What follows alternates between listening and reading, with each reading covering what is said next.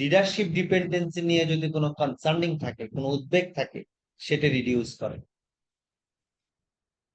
Then encourage leadership development.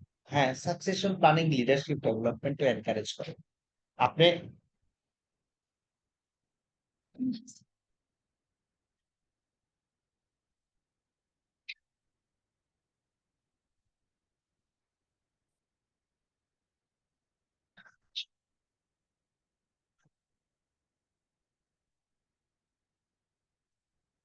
when you will become the DMD, then you will have dream to become the MD or CEO.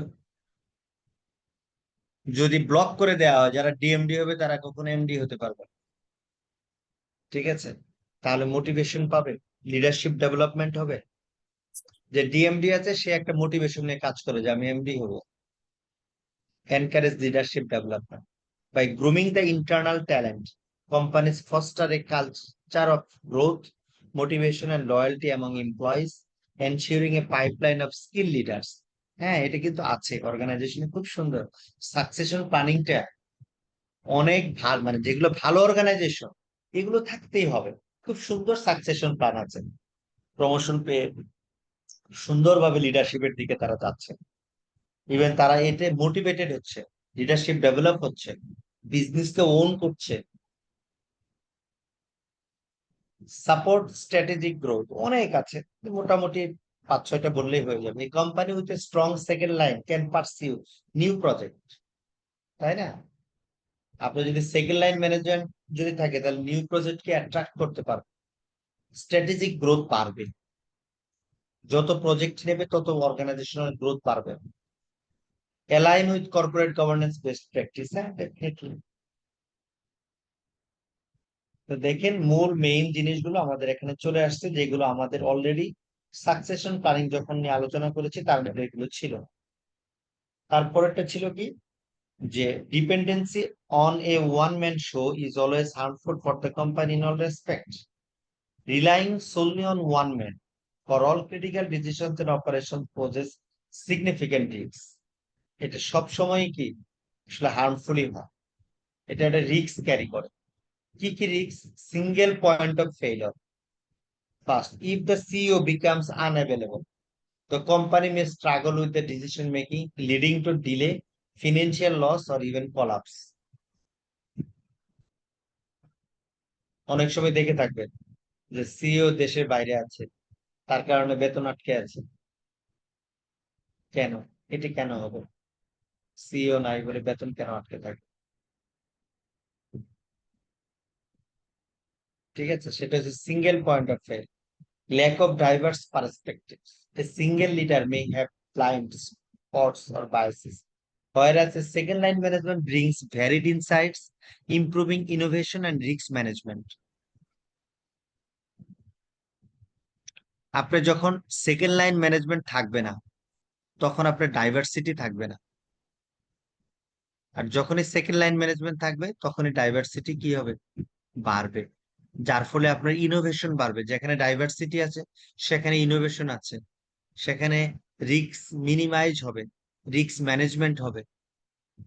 Operational bottlenecks, when all approvals and strategies depend on one person, processes slow down, reducing efficiency and agility in competitive market. Definitely, যে কোনো প্রসেসকে slow down করে দেবে। Employee demotivation and talent drain. High potential employees may leave if they see no growth opportunity, weakening the company's talent pool. হ্যাঁ, যারা potential আছে, যখন এই আপনার শুধু ওয়ান ম্যান শো থাকবে, তাদের ক্রিয়েটিভিটি, তাদের ইনোভেশনকে প্রায়োরিটি দেওয়া হবে না, তারা কোম্পানি ছেড়ে অন্য কোম্পানিতে চলে যাবে। সেটা হচ্ছে এমপ্লয়ি ডিমোটিভেশন হবে, তাদের ট্যালেন্ট ড্রেইন হয়ে চলে যাবে, ড্রেইন হয়ে যাবে, থাকবে না। Investor and lender distrust. Financial institution like bank and non-bank may hesitate to invest or lend if they perceive leadership risks. দেখেন, ওয়ান ম্যান শো লিডারশিপ যদি থাকে তাহলে সে লিডারশিপ রিস্কে আছে। এই লিডারশিপ রিস্ক সবসময় কিন্তু যারা ইনভেস্টর আছে তারা কিন্তু থিঙ্কিং করবে। If they perceive leadership risks as seen in the branch manager reluctance. Poor corporate governance. Best practice required check and balance. A one-man show undermines governance, increasing risks of management and unethical decision. যখন one man army, one man show হবে, তখন unethical decisions আসতে পারে। Difficulty in scaling. For expansion like the new project, companies need multiple leaders to handle different functions. Over dependence on one person limits scalability.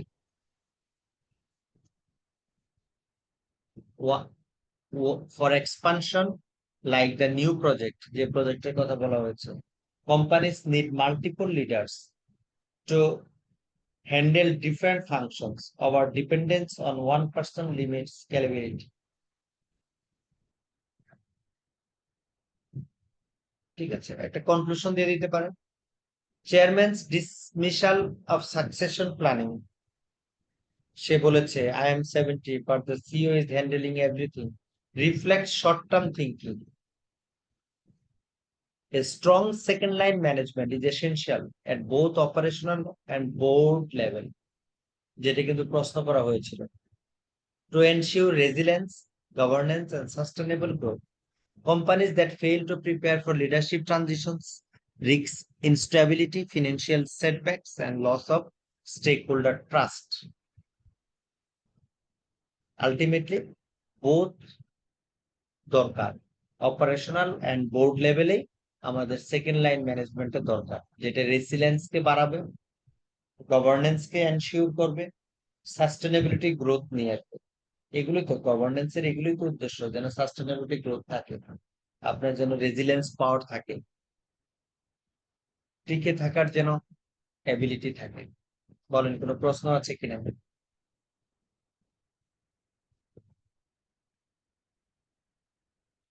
এটা আপনাদের ইয়ে থেকে নিয়েছিলাম, সে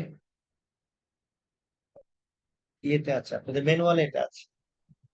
এরকম আসলে আমরা এভাবে সলভ করতে পারি। আচ্ছা, দেন নেক্সটটাতে যাই। ম্যানুয়ালে কোন চ্যাপ্টারে আছে এটা যদি একটু বলতেন।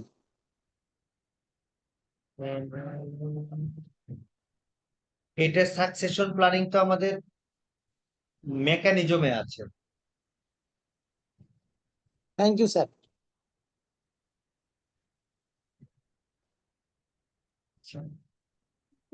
তারপর আমরা সেকেন্ডটা একটু যদি দেখি, সেটা হচ্ছে Green Tex Limited is a textile manufacturing company listed on the Dhaka Stock Exchange. The company is facing governance challenge and including company কি গভর্নেন্স চ্যালেঞ্জ ফেস করছে, এটা কিন্তু গুরুত্বপূর্ণ।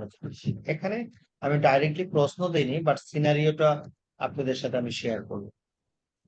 The company has been facing governance challenge. তার মধ্যে কি কি আছে? ফার্স্ট হচ্ছে উইক বোর্ড ওভারসাইট, দুর্বল board, dominated by family members, sponsors and direct, lack of independent directors, only one independent director out of 7, violating কি বাংলাদেশ সিকিউরিটি এন্ড এক্সচেঞ্জ কমিশনের যে রুলস আছে 1/5 রুল, সেটা কি ভায়োলেট করা? তাহলে আপনার যদি উইক বোর্ড ওভারসাইট থাকে, ইন্ডিপেন্ডেন্ট ডাইরেক্টর যদি শর্টেজ থাকে, অডিট কমিটি যদি কি ইনইফেক্টিভ থাকে, headed by non independent director, কিন্তু অডিট কমিটি কাজ করছে না, হাই ডাইরেক্টর ওভারল্যাপস যদি থাকে, যেমন CEO holds directorship in 6 listed firm, যেমন সিইও 5টা ফার্মস এর ডাইরেক্টরশিপ হোল্ড করে, তাহলে এটাও তো কোম্পানির যে ডাইরেক্টরশিপ আছে নিয়ম 5টার বেশি হওয়া যাবে না, হ্যাঁ সেটাও কিন্তু কি করছে। তাহলে এগুলো যখন আছে, তাহলে ওই কোম্পানিটা কি করছে? গভর্নেন্স চ্যালেঞ্জ ফেস করছে না? হ্যাঁ, sorry. After a financial scandal involving inflated revenue, তারা আবার রেভিনিউ কি ইনফ্লেট করেছে। The Bangladesh Securities and Exchange Commission issued a warning to improve governance or face delisting.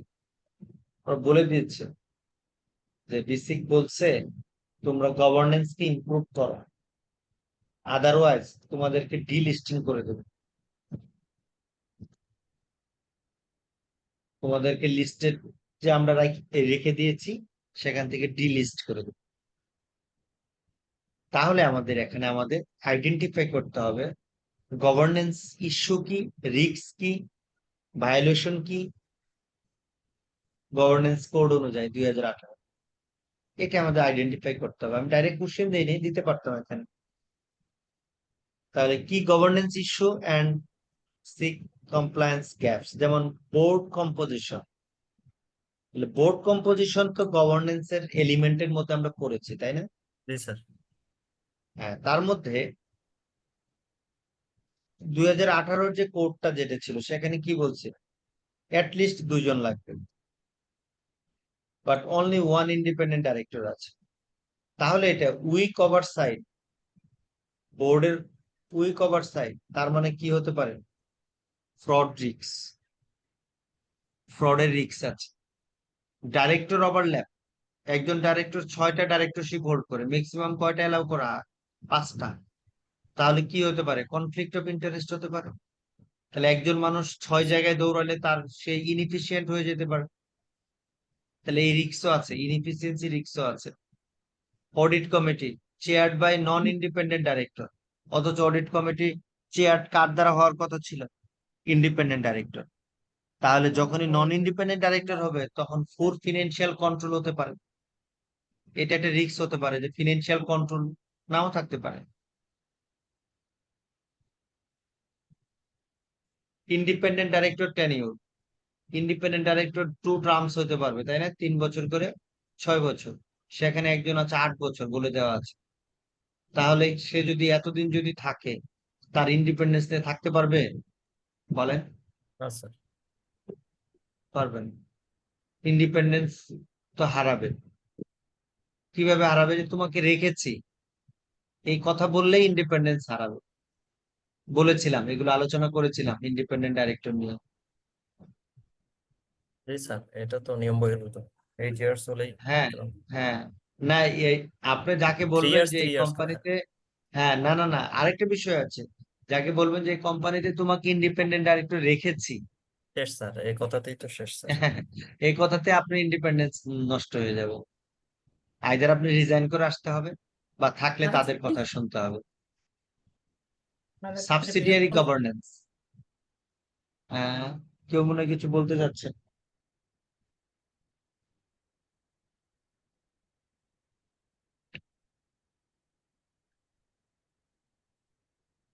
Subsidiary governance, no independent director from parent company. হ্যাঁ, যদি subsidiary থাকে সেক্ষেত্রে parent company থেকে কিন্তু ইন্ডিপেন্ডেন্ট ডাইরেক্টর দেওয়া হয়, সেটা নাই।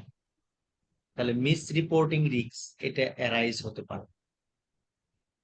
তাহলে এইভাবে আমরা এগুলো দেখে আমরা আইডেন্টিফাই করব ইস্যু কি, সেখানে ভায়োলেশনটা কি, আর ভায়োলেশনের ফলে কি ধরনের রিস্ক অ্যারাইজ হচ্ছে।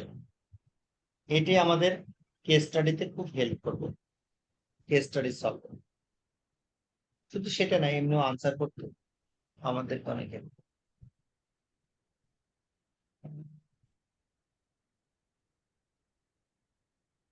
তারপরে সেই অনুযায়ী আপনাকে পরামর্শ দিতে হবে কি করতে হবে, কর্পোরেট গভর্নেন্স সলিউশন দিতে হবে। ঠিক আছে, বোর্ড রিস্ট্রাকচার করতে হবে, লিস্ট 2 জন ইন্ডিপেন্ডেন্ট ডাইরেক্টর রাখতে হবে, যেটা 1/5 রুল আছে। রিডিউস বোর্ড সাইজ, সেখানে ফ্রম 7 to 6, 5 জন এক্সিকিউটিভ, 1 জন independent, now 4 6 + 2 independent. Candidate profile, যাদেরকে ইন্ডিপেন্ডেন্ট ডাইরেক্টর নেওয়া হবে তাদের প্রোফাইল কি, বিজনেস এক্সপিরিয়েন্স যেন থাকে। ফর্মার গভর্নমেন্ট অফিসিয়াল যদি হয় 5th গ্রেডের নিচে হওয়া যাবে না। CEO must resign from one listed directorship, সে 5টার বেশি থাকতে পারবে না। আচ্ছা, এখানে একটু একটু ভুল হচ্ছে। হ্যাঁ, একটু ভুল হচ্ছে, এখানে সিইওটা না, এখানে হবে ডাইরেক্টর। সিইও কখনো একটার বেশি কোথাও থাকতে পারবে না, এটা একটু ভুল হচ্ছে। এখানে সিইও হোল্ডস এ ডাইরেক্টর, হোল্ড 6 ডাইরেক্টরশিপ, একজন 6টা ডাইরেক্টরশিপ হোল্ড করে। ঠিক আছে, তার একটাকে কি করতে হবে, মাস্ট রিজাইন করতে হবে। ঠিক আছে, এই তারপরে স্ট্রেংথেনিং করতে হবে অডিট এন্ড নমিনেশন কমিটি, তারপরে তাদের টেনিউর ঠিক করতে হবে, তাই না? টেনিউর নিয়ে প্রবলেম আছে না? তাহলে 8 বছরের জায়গায় কি করতে হবে, 6 বছরের 6 বেশি যাওয়া বছরে। যাবে না। হ্যাঁ, ফ্রেশ ইন্ডিপেন্ডেন্ট ডাইরেক্টর নিয়োগ দিতে পারেন, ইউনিভার্সিটির প্রফেসর নিয়োগ দিতে পারেন।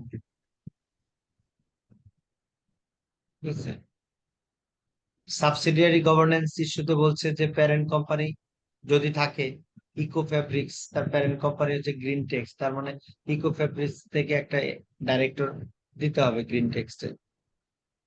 Ultimately, for long-term sustainability, Greentex should conduct annual board evaluation, published corporate governance report to enhance transparency, and as well train director on basic compliance to avoid future violation.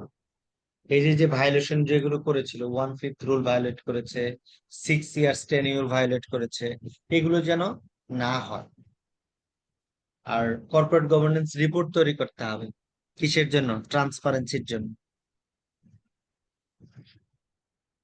পারবো তাহলে আমরা এরকম আসলে আমরা অ্যানালাইসিস করে? স্যার বলেন। এটা তো মানে দেখার পর মনে হচ্ছে যে হ্যাঁ এগুলো দেওয়া দরকার বা এতটুকু বুঝতেছি, হ্যাঁ, কিন্তু হ্যাঁ, যখন ওই যে মানে সিনারিওটা পড়ি, এটাই তো স্যার একটু ক্যাচ আউট করতে মানে ক্যাচ করতেই প্রবলেম হয়ে যায় স্যার। আচ্ছা, সেটা হচ্ছে, সেটা একটু বারবার পড়তে হবে। হ্যাঁ, বাট যখন দেখতেছে যে আপনি যখন এখন বললেন স্যার, যখন এটা বলার পর মনে হচ্ছে যে যে না এটা না এটাই রাইট, মানে স্যার এটাই যেটা রাইট। বলছে এটা তো খুব সুন্দর, মানে এর পরে যে আর কিছু অ্যাড করব বা স্যার এমন হচ্ছে যে মনে হচ্ছে যে এটা মানে একটু কোনো জিনিস থিঙ্কিং যদি করলেই কমন হবে। কিছু থাকতো, হ্যাঁ মানে তাহলে মনে হয় স্যার আনসার করতে পারতাম। কিন্তু এটাতে এই যে একটু অ্যানালাইসিস করে ওই জিনিসগুলোকে, যেমন স্যার এই যে শেষের দিকে বললেন যে সলিউশনটা দিতে হবে, মানে প্রবলেম ট্রেস আউট করার পর শেষের দিকে আবার সলিউশন, হ্যাঁ, তো এই জিনিসগুলো স্যার মাথায় তবে আসে না আস্তে স্যার, আস্তে এটা কি হবে। করব স্যার এই যে, বলেন তো স্যার। না না, এটার জন্য একটু প্র্যাকটিস করতে হবে। হ্যাঁ, এই যে আপনি যত বেশি দেখবেন তত আপনার আহ জানার পরিধিটা বাড়ছে, থিঙ্কিং এবিলিটিটা বাড়ছে। যত বেশি দেখছেন তত আপনার থিঙ্কিংটা বিভিন্ন অ্যাঙ্গেলে হচ্ছে। সো এটা জাস্ট এই প্র্যাকটিসের মাধ্যমে হবে। তাহলে স্যার এই কোশ্চেন বেস মানে মানে কোশ্চেন গুলো অ্যানালাইসিস করে বা করে যদি মানে আরো স্যার কি বলে ওই তো টপিকস গুলো তো আরো আমার আমার সাজেশন থাকবে কোশ্চেন অ্যানালাইসিসের আগে ওই চ্যাপ্টার, ওই মেটেরিয়ালসটা ভালো করে জানা বা পড়া। তারপর স্যার কোশ্চেনের দিকে আসবে। হ্যাঁ, then go to the questions, go through the questions. ঠিক স্যার আছে, আগে ম্যাটেরিয়াল, লিটারেচারটা ভালো করে পড়া, ম্যাটেরিয়াল কি লিটারেচারটা স্যার? খুব সুন্দর করে পড়া। জি বলেন। ম্যাটেরিয়াল কি স্যার? আপনি যেই মানে স্লাইড গুলো দিচ্ছেন প্লাস হচ্ছে স্যার ম্যানুয়ালটাই দুইটা পড়ে স্যার তারপর কোশ্চেন সলভ যাবো নাকি? হ্যাঁ, বইও পড়বেন, বইও পড়বেন। আজকে আমি আপনাদেরকে একটা বই দেবো। হ্যাঁ, এটা এখান থেকে কিছুটা হেল্প পাবেন, সব পাবেন না, পার্শিয়াল হেল্প পাবেন, স্যার দেন স্যার, সেটাও পড়বেন, স্যার আমরা আসলে ধারণা স্যার পাবেন। হ্যাঁ, একটা মাঝে মাঝে ইন্ডিয়ান একটা বই দিচ্ছি, হ্যাঁ, কর্পোরেট গভর্নেন্স এর উপরে, আজকে দিয়ে দিব দ্রুত।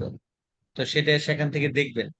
স্যার এইটা কি দিয়ে দিবেন ঠিক স্যার, আছে, এই যে যে শীটটা আলোচনা করা কোনটা, যে হচ্ছে? কেস স্টাডি গুলো? হ্যাঁ জি স্যার। না, কেস স্টাডিটা দিব না, কেস স্টাডিতে তো দিব না, কারণ এটা এটা হচ্ছে মানে আমি যেটা দিচ্ছি এটা এরকম না যে এটাই থাম রুল, এটাই হবে। না এটা না স্যার, আপনার মানে আমরা আপনার আমরা স্যার অ্যানালাইসিস থেকে ওইভাবে দিতে আমরা পারেন। এটাকে নিচ্ছি না স্যার, বাট মানে হুম। জিনিসগুলো মনে হচ্ছে যে হ্যাঁ, তো আমরা স্যার আরো একটু দেখতাম বা আরো একটু আলোচনা করতাম যদি স্যার হইতো আমাদেরকে স্যার দিলে কি কোনো প্রবলেম হবে স্যার?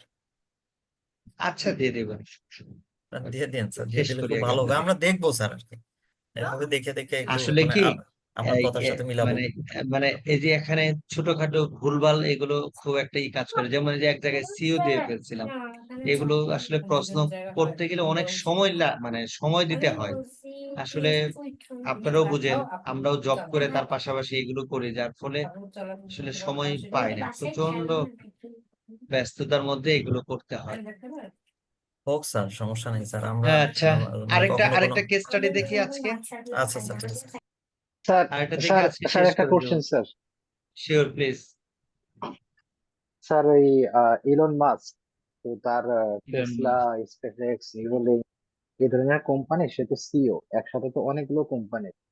তো এটা কি আমাদের বাংলাদেশের একটা লিমিটেশন বলবো যে আহ, মানে একজন সিইও শুধু একটা কোম্পানিরই ডিপেন্ডেন্ট হিসেবে কাজ করতে বলবো? লাস্টের কথাটা ক্লিয়ারলি আমি শুনতে পাইনি, আবার একটু বলবেন? মানে একজন সিইও ইন্ডিপেন্ডেন্টলি একটা প্রতিষ্ঠানেরই আর কি রিপ্রেজেন্ট করছে, সেটা কি বাংলাদেশের হ্যাঁ, একটা লিমিটেশন হিসেবে দেখবো? এটা লিমিটেশন হিসেবে দেখবেন বলতে, আমাদের কর্পোরেট গভর্নেন্স এর মধ্যে বলা আছে যে সিইও একটা কোম্পানি, মানে একাধিক কোম্পানি কখনো সে এট এ টাইম সিইও হতে পারবে না। ঠিক আছে? আচ্ছা, তবে ওকে এটা স্যার। আমি মনে করি যে এটা ঠিক আছে, লিমিটেশন না। আমি ব্যক্তিগতভাবে মনে করি এটা ঠিক আছে, এটা লিমিটেশন না। কারণ ওকে স্যার। যে সিওর যে অ্যাক্টিভিটিস, সিওর যে আপনার মানে জব স্কোপ, এটা একাধিকই গেলে আসলে অ্যাকচুয়ালি প্রবলেম, মানে এই লোড যদি নিতে চায় তাহলে তার ইনএফিসিয়েন্সি চলে আসতে পারে। এই কারণে আমার কাছে মনে হয় ওকে যে একটাতেই ঠিক আছে, একটাতেই বেটার। আর কনফ্লিক্ট অফ ইন্টারেস্টের একটা ইস্যু আছে, কনফ্লিক্ট অফ ইন্টারেস্ট দেখা দিতে পারে, সে ইনএফিশিয়েন্ট হয়ে যেতে পারে। ঠিক আছে? তারপর আহ ওই যে সে যদি দুইটা প্রতিষ্ঠানের ওয়ান ম্যান পার্সন, যদি সেকেন্ড লাইন ম্যানেজমেন্ট যদি না থাকে, ওয়ান ম্যান আর্মি যেটাকে আমরা বলি, যদি সেটা হয়ে থাকে, তখন তো দুইটা প্রতিষ্ঠানই ধ্বংস বা তিনটা প্রতিষ্ঠানই ধ্বংস। তো এই রিস্ক গুলো আছে, এই কারণে আমি মনে করি বাংলাদেশে বর্তমানে যে নিয়মটা আছে এটা ঠিকই আছে। এটা এটা এক এক দেশ অনুযায়ী এক এক ভাবে নিয়ম করা আছে। খুব সম্ভবত ইউকে তে 50% ইন্ডিপেন্ডেন্ট ডাইরেক্টর নিতে হবে, 100% শিওর। দেখতে হবে, দেখবো আগামীতে, দেখবো আগামীতে ইউরোপীয় ইউনিয়নের কর্পোরেট গভর্নেন্স নিয়ে কাজ করব আমি, তখন ইউরোপীয় ইউনিয়নের সব বিষয়গুলো নিয়ে দেখবো। তো যেটা দিয়েছেন এটা ইউএস এর পার্সপেক্টিভে তাদের কর্পোরেট গভর্নেন্স কোডে আছে, সেজন্য তারা হয়েছে। শোনেন, আমাদের দেশের কৃষ্টি কালচার, আমাদের মানুষের সব সময়, যেমন আহ গতকাল না আজকে এই চিফ অ্যাডভাইজার সে বলেছে বিদেশ থেকে আহ হচ্ছে যে এক্সপার্ট নিয়ে এসে আমাদের ক্যাপিটাল মার্কেট ঠিক করার জন্য বলছে, বলেনি? হ্যাঁ স্যার, শুনেছেন? বলছে স্যার। হ্যাঁ। হ্যাঁ স্যার, বলছে স্যার। এখন এখন এখন আমাদের একটা জেনারেল থিঙ্কিং হচ্ছে যে বিদেশি মানে একটু ভালো, বিদেশেরা ভালো। হ্যাঁ, বিদেশেরা তো ভালো, ডেভেলপ কান্ট্রি। আমার আমার দেশ আন্ডার ডেভেলপ বা ডেভেলপিং কান্ট্রি, তার চেয়ে যারা ডেভেলপ কান্ট্রি তারা ভালো, তাদের সিস্টেম ভালো, তাদের সবকিছুই ভালো। এই কারণে তাদেরকে আমরা আইডলি মনে করি। কিন্তু আপনাকে বুঝতে হবে যে প্র্যাকটিক্যালিটি সিচুয়েশন বুঝতে হবে, আমার দেশের পার্সপেক্টিভ বুঝতে হবে। বাইরের দেশে একটা রুলস হুবহু বাংলাদেশে ইমপ্লিমেন্ট করলে সেটা হবে না। এখন বাইরের এক্সপার্ট নিয়ে আসলে বাইরের দেশের কালচারে যদি সে আমাদের এখানে পলিসি মেক করে, হবে না। আমাদের দেশে বিজনেসের নেচার আলাদা, আমাদের দেশে বিজনেসম্যানদের মেন্টালিটি আলাদা। আপনি ওভারনাইটে সব চেঞ্জ করতে পারবেন না। আপনাকে যদি ট্রুলি যদি আপনি চেঞ্জ করতে চান, এটাকে আপনার আস্তে আস্তে অ্যাডপ্ট করতে হবে। বড় একটা ভিশন মেক করে আপনাকে আস্তে আস্তে অ্যাডপ্ট করে আপনাকে লাইনে উঠতে হবে। টোটালি নিউ ইয়র্ক স্টক এক্সচেঞ্জের রুলস ঢাকা স্টক এক্সচেঞ্জে অ্যাপ্লাই করবেন, ইটস কোয়াইট ইম্পসিবল। এটা জীবনেও এটা ফ্রুটফুল হবে না, আই থিঙ্ক স্যার ফল ফলই বাংলাদেশে থাকবে। কিছু গার্মেন্টস স্যার কিছু গার্মেন্টস কোম্পানি আছে, তাদের মধ্যে এরকম একটা কম্পিটিশন যে বাংলাদেশি সিইও বা এমডি তারা খুব একটা প্রিফার করেন না। তারা হচ্ছে ইন্ডিয়ান, শ্রীলঙ্কান, ইভেন পাকিস্তানি মানে ইকুইভ্যালেন্ট রাখে। মানে তাদের মধ্যে এটা এক এক ধরনের কম্পিটিশনের মতো আমার যেটা মনে হয়। হ্যাঁ, এটার ক্ষেত্রে কি, এটার ক্ষেত্রে হচ্ছে এখানে আমার অনেকগুলো ম্যাটার কাজ করে।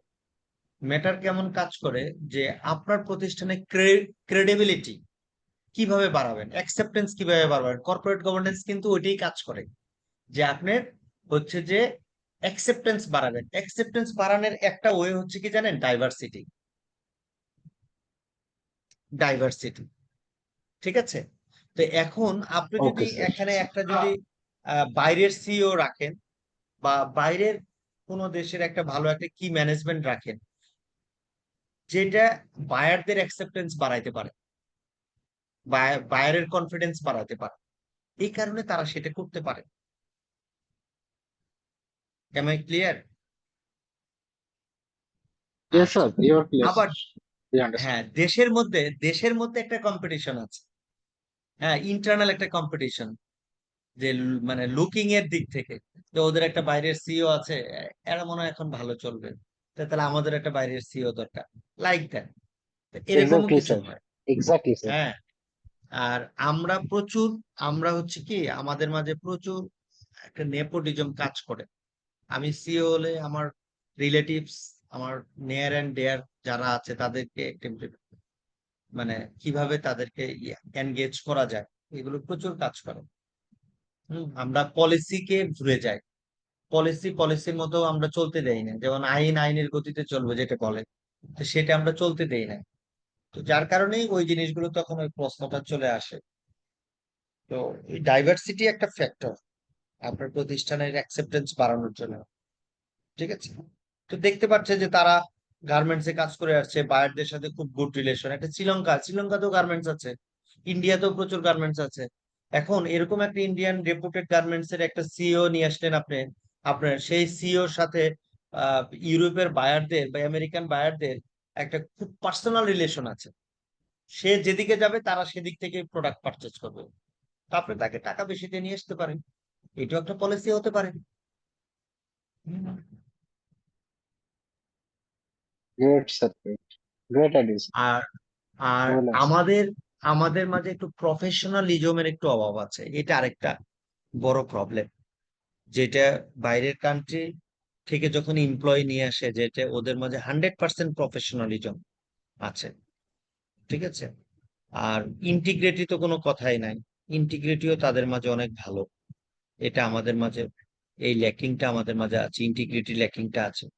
ল্যাকিং আছে, আমি বলবো না যে ইন্টিগ্রিটি নাই, ইন্টিগ্রিটিও আছে, বাট এটার ল্যাকিং আছে। তো যার কারণে ওরকম সিইও খুঁজে আর কি অনেক সময় অনেকেই নিয়ে আসে। এই স্যার ইন্টিগ্রিটিটাই মেজর প্রবলেম স্যার, ইন্টিগ্রিটি এটাই হ্যাঁ, মেজর হ্যাঁ, স্যার। হ্যাঁ, এইটাই মেজর। আমরা আমরা আমরা বেনিফিটস, আসলে অ্যাকচুয়ালি দেখেন, আমি আপনি জব করি, সবাই জব করে, সবাই বেনিফিটস এর জন্য জব করে, কিন্তু আমরা সব সময় শর্ট টার্ম বেনিফিটসটাই খুঁজি, আমরা সাস্টেনেবল বেনিফিটস খুঁজি না, ঠিক আছে। সাস্টেনেবল বেনিফিটস এটা রাজনীতিবিদ থেকে শুরু করে বিজনেসম্যান বলি, আমি আপনার মতো সাধারণ এমপ্লয়ি বলি, কেউই খুঁজি না, ঠিক আছে। এই সাস্টেনেবিলিটি আপনার ল কমপ্লায়েন্স, পলিসি কমপ্লায়েন্স, আপনার interest intake, all parties interest, all stake holder interest, diversity, ultimately আপনার গুড গভর্নেন্স এনশিওর করলে আপনার সাস্টেনেবিলিটি বাড়বে। তাতে করে সবাই বেনিফিটেড হবে, অল পার্টিস বেনিফিটেড, ঠিক আছে। এই মানে গতদিন একজন বলতেছিল যে আমরা আসলে টিকার জন্য কি না করি, কিন্তু কেউই টিকতে পারে না আলটিমেটলি, ঠিক আছে, এটাই হচ্ছে ফ্যাক্ট। আচ্ছা, আরেকটা দেখে, হ্যাঁ আরেকটা দেখে আজকে একটু শেষ করে দেব। আহ এটা কি করলাম, স্ট্রেংথেনিং অডিট অ্যান্ড নমিনেশন। এটা ওই যে মেকানিজমেরই, মানে আগেরটা দেখেন খেয়াল করেন, এখানে কিন্তু ওই আপনার অডিটর, ইন্ডিপেন্ডেন্ট অডিটর, তাদের যে বিষয়গুলো আছে এগুলো কিন্তু আমি কমপ্লাই করার ট্রাই করেছি। আপনি খেয়াল করেছেন যে ক্লজ গুলো?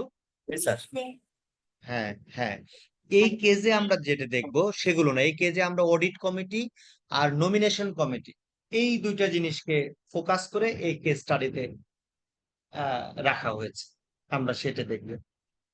আচ্ছা, কি বলছে, metro fabrics is a textile and apparel manufacturer listed on the Dhaka Stock Exchange.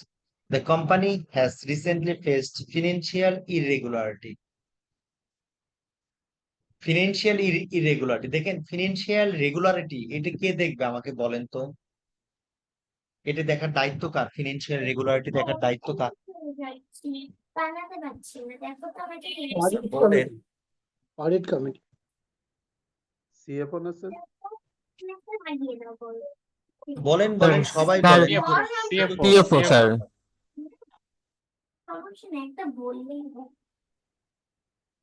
আরো বলেন, স্যার এখানে কি ইন্টারনাল, কতজন? Sir internal audit, sir internal audit. Audit committee. Audit Audit committee committee. Independent director যারা স্যার, ইন্ডিপেন্ডেন্ট ডিরেক্টরসরা স্যার এটা দেখবে। হ্যাঁ বলেন, আরো বলেন, যারা আছেন Audit সবাই committee বলেন, একবার দেখবে করে এটা। বলেন। হ্যাঁ, অডিট কমিটি দেখবে এটা, হ্যাঁ বলেন। জি স্যার, অডিট কমিটি মনে হচ্ছে। অডিট কমিটি মনে হচ্ছে, বলেন আরো বলেন। অনেক জন এখানে আছে, মাত্র 10টা আনসার পেয়েছে। ম্যানেজমেন্ট।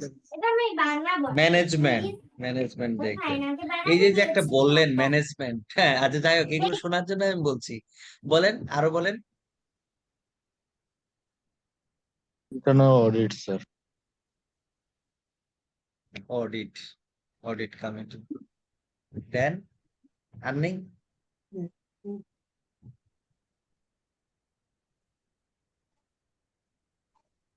আর বলবে না। আচ্ছা, আনসারটা হচ্ছে অডিট কমিটি দেখবে।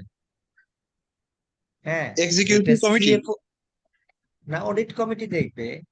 অডিট কমিটি দেখার, অডিট কমিটি আপনি পড়ে আসেন ওখানে অডিট কমিটির রুলটা কি, তাহলে এটা পেয়ে যাবে। নাম্বার ওয়ান, যারা সিএফও বলছেন, সিএফও সিএফও তো ইরেগুলারিটিস ঘটাবে,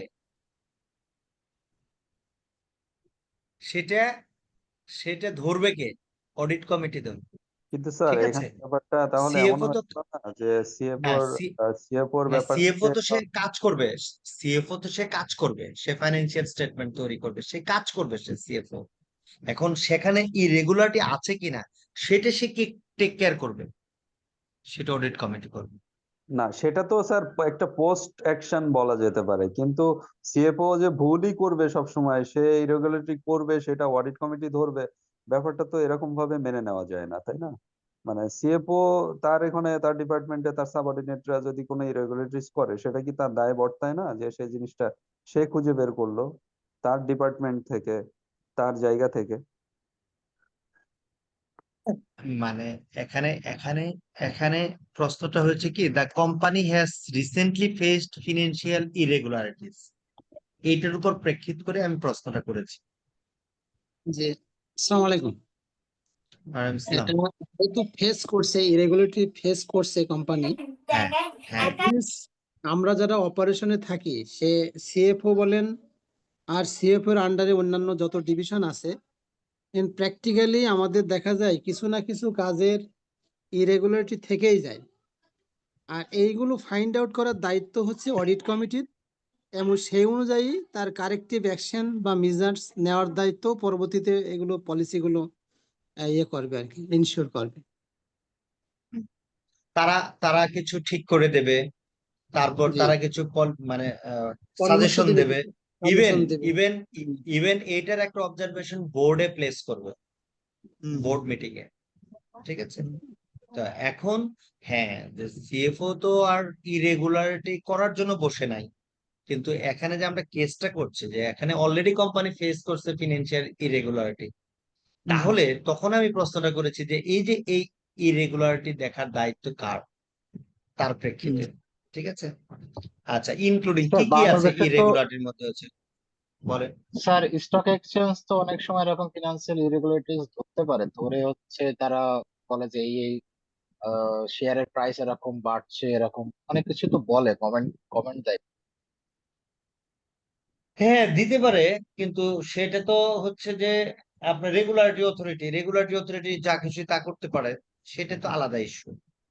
আমরা আমাদের আচ্ছা আচ্ছা। ভিতরে, দ্যাট ইজ কর্পোরেটের ভিতরে, আমরা কিভাবে কি এই জিনিসগুলো, কে কোনটার জন্য লায়াবল, কে কোনটা টেক কেয়ার করবে, কে কোনটার জন্য অ্যাকাউন্টেবল, আমরা সেটা দেখছি। বুঝতে পারলাম? ওইটাই স্যার।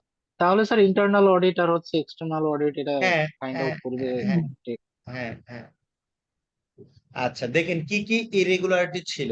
মিস রিপোর্টেড রেভিনিউ ছিল 2023-এর অ্যানুয়াল রিপোর্টে, রেভিনিউ মিস রিপোর্ট করতেছে। Weak internal control leading to procurement fraud, এরকম একটা দুর্বল একটা ইন্টারনাল কন্ট্রোল ছিল যেখানে প্রকিউরমেন্টে ফ্রড হয়েছে, ধরতে পারেনি তারা। Excessive executive compensation without performance linkage, তার মানে এক্সিকিউটিভরা যে কম্পেনসেশন নেয় এটা অনেক বেশি নিচ্ছে, যার সাথে তাদের পারফরমেন্স বেসড কম্পেনসেশন না, কোনো লিঙ্ক নাই। পারফরমেন্স যাই করুক না কেন, তাদেরকে হিউজ কম্পেনসেশন দিতে হবে। তাহলে এটা কি, এটা ফিনান্সিয়াল ইরেগুলারিটি না? হতে পারে পারফরমেন্স বেসড কম্পেনসেশন হতে পারে, যত পারফরমেন্স হবে তত কম্পেনসেশন হতে পারে। ল্যাক অফ বোর্ড ডাইভার্সিটি, এটা একটা ইরেগুলারিটি আছে, only family members and sponsor director আছে। Bangladesh Securities and Exchange Commission has issued a show cause notice warning Metro Fabrics to improve its audit committee and nomination and remuneration governance or face penalty. বলেছে যে তোমরা audit কমিটিকে improve করো, ঠিক আছে, অথবা কি করতে হবে, তোমাদেরকে পেনাল্টি দিতে হবে। তাহলে এখানে আমরা কি করতে পারি? অডিট কমিটির ইস্যুটা কি? Audit committee weakness, only 2 member আছে, ঠিক আছে, কিন্তু অডিট কমিটিতে কয়জন থাকবে আমরা পড়ে আসছিলাম, মিনিমাম 3 জন না, বা 3-এর বেশি।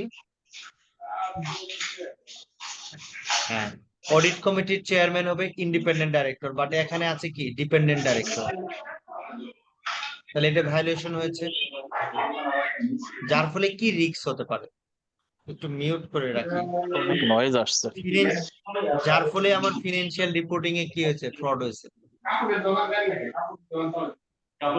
এই রিস্ক।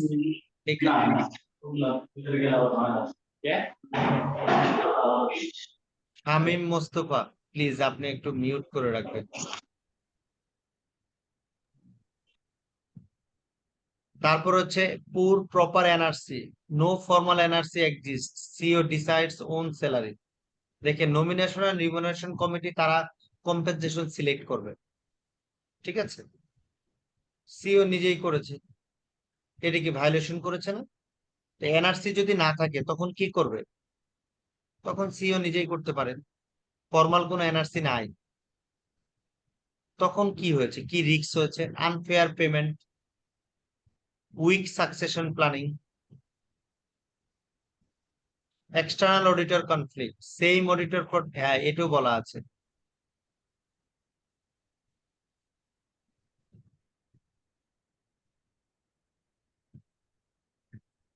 এটিকে আরেকটু এক্সটেন্ড করতে হবে আমাকে, হ্যাঁ।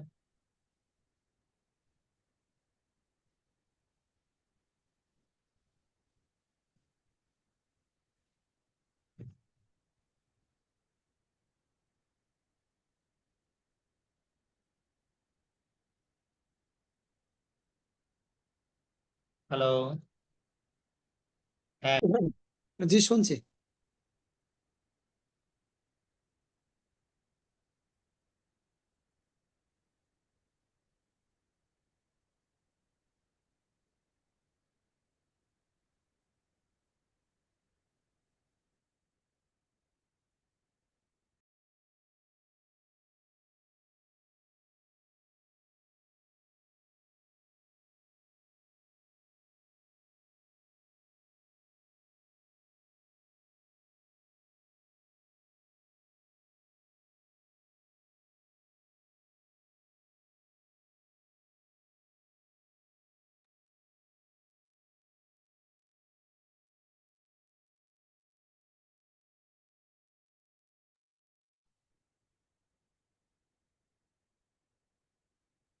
সরি, এটা আমাকে একটু মানে আরেকটু এক্সটেন্ড করতে হবে।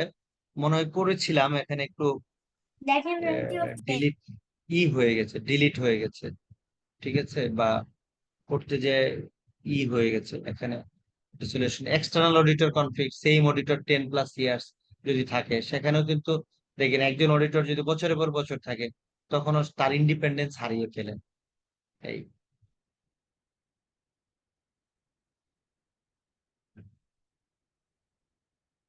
এখানে আরো কিছু কেসের মধ্যে আরো কিছু ইনফরমেশন অ্যাড করতে হবে, তাহলে এই জিনিসগুলো এইভাবে আসবে। করেছিলাম আমি, বাট এখন খুঁজে পাচ্ছি না।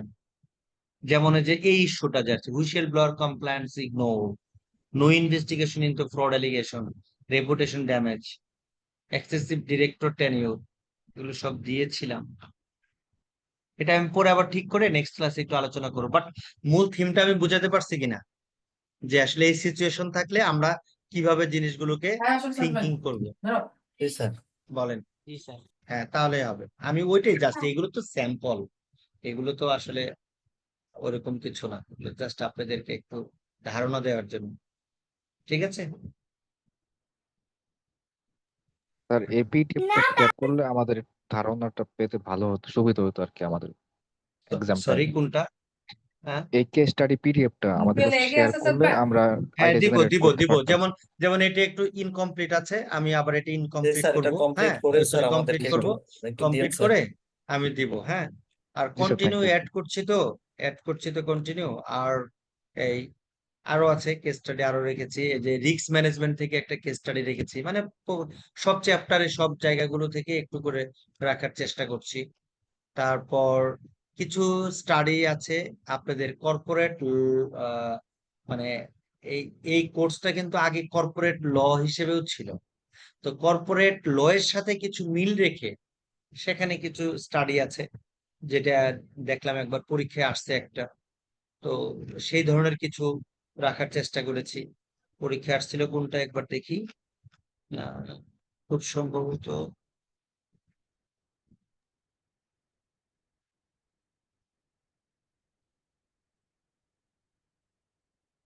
এইটা মনে হয় পরীক্ষা আসছিল।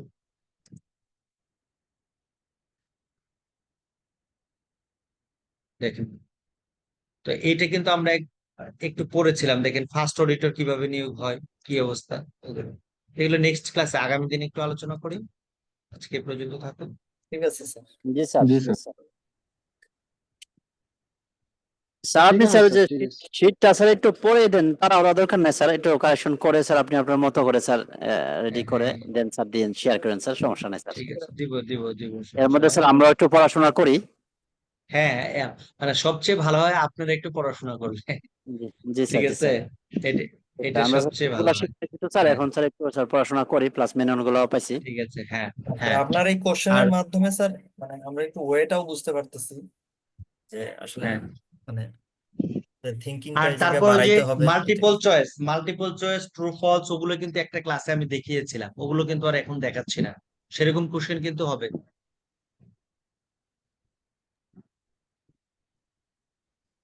জি স্যার। মনে আছে ওই যে এজেন্সি থিওরি থেকে যে আমি করেছিলাম প্রশ্ন? জি স্যার, আপনি জি স্যার, জি স্যার, হ্যাঁ, দেখানো হ্যাঁ, আছে। কোশ্চেন করছিলেন স্যার, মনে আছে। হ্যাঁ, হ্যাঁ। সো ওগুলো আর দেখাচ্ছি না, এখন শুধু কেস। তো আগামী ক্লাসে আবার আলোচনা করবো। হ্যাঁ, আর একটা বইয়ের কথা বলছিলেন না, নাম বলবেন? হ্যাঁ, বইটা ক্লাস শেষে আমি আপনাদের গ্রুপে দিয়ে দিচ্ছি, একটা ইন্ডিয়ান একটা রাইটারের বই। সেখানে একটু ধারণা পাবেন, হোপফুলি কিছু স্যার, কিছু স্যার জিনিস ওই পাবেন। বইটা থেকে স্যার কোন চ্যাপ্টার গুলো আসলে আমরা পড়বো স্যার, যদি স্যার ওটা স্যার একটু ইয়া দিয়েন স্যার, ও ওগুলো যেহেতু স্যার আপনাদের সাথে বলতেন স্যার আচ্ছা, পার্সিয়ালি আচ্ছা, স্যার। আচ্ছা, আচ্ছা, আচ্ছা, এখনই দেখিয়ে দিচ্ছি। আমি এখনই দেখিয়ে দিচ্ছি, শেয়ার স্ক্রিন অফ করে দিয়েছিলাম। স্ক্রিন দেখতে পাচ্ছেন, তাই না? স্যার এখনো আসেনি। জি স্যার, আসতেছে স্যার, আসছে আসছে স্যার। স্যার। তারপর তারপর সেটা কি দেখি। স্যার আগামীকাল কি আমাদের ক্লাস আছে স্যার?